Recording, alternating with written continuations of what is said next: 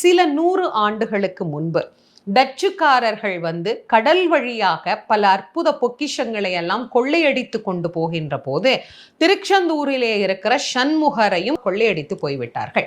அப்படி கொள்ளையடித்து கொண்டு அவர்கள் தங்களுடைய கப்பல்ல பிரயாணம் செய்து கொண்டிருக்கிற போது சண்முகரை தூக்கிட்டு எல்லை தாண்டி போயிட முடியுமா என்ன? அவங்க அது ஏதோ ஒரு சிலை, அதையெல்லாம் உருக்கி நம்ம தங்கமாக்கிக்கலாம், அதுல இருக்கிற பொண்ணை எல்லாம் நம்ம எடுத்துக்கலாம் அப்படின்னு நினைச்சுக்கிட்டு அவங்க எடுத்துட்டு போயிட்டாங்க. ஆனா அது வெறும் சிலையா என்ன? அந்த கடல்ல அவங்களால ஒரு அடி கூட நகரவே முடியல.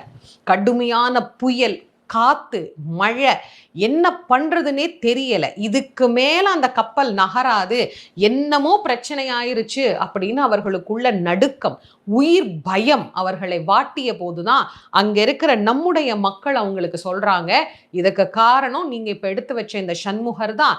அதனால இவர் இருக்கிற வரைக்கும் இந்த எல்லையை நம்மளால தாண்டவே முடியாது அப்படின்னு சொன்ன உடனே அந்த டச்சுக்காரர்கள் பயந்து போய் சண்முகரை தூக்கி கடலுக்குள்ள போட்டுட்டு போயிட்டாங்க.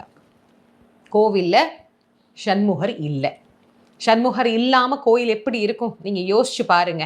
கொள்ளையடிச்சிட்டு போயிட்டாங்க, தேடி பார்க்குறாங்க, என்னென்னவோ செய்கிறாங்க, ஒன்றும் வழியே இல்லை கிடைக்கிறதுக்கு.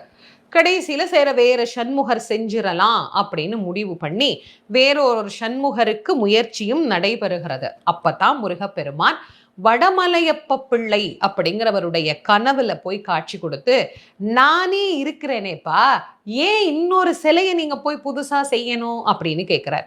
நீயே இருக்கிறியா சுவாமி அப்படின்னா, எங்க இருக்கிற? கடல்ல தான் இருக்கிறேன், என்னை கூட்டிட்டு போ அப்படிங்கிற.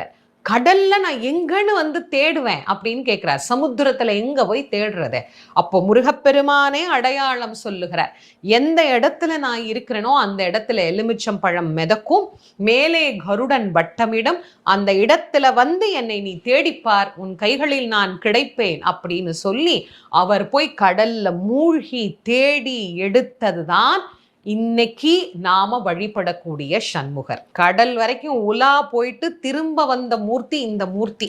நீங்க யோசிச்சு பாருங்க, நான் எங்க இருக்கேன், என் பக்தர்களை நான் பார்க்கணும், திரும்ப என்னை அழைச்சிட்டு இந்த இடத்துல வை அப்படின்னு சொல்லி தன்னுடைய இடத்திற்கு திரும்ப அமர்ந்திருக்கக்கூடிய ஒரு தெய்வம் அப்படின்னா அந்த சண்முகர் எப்பேற்பட்ட சண்முகர் அப்படின்னு நீங்க யோசிச்சு பாருங்க.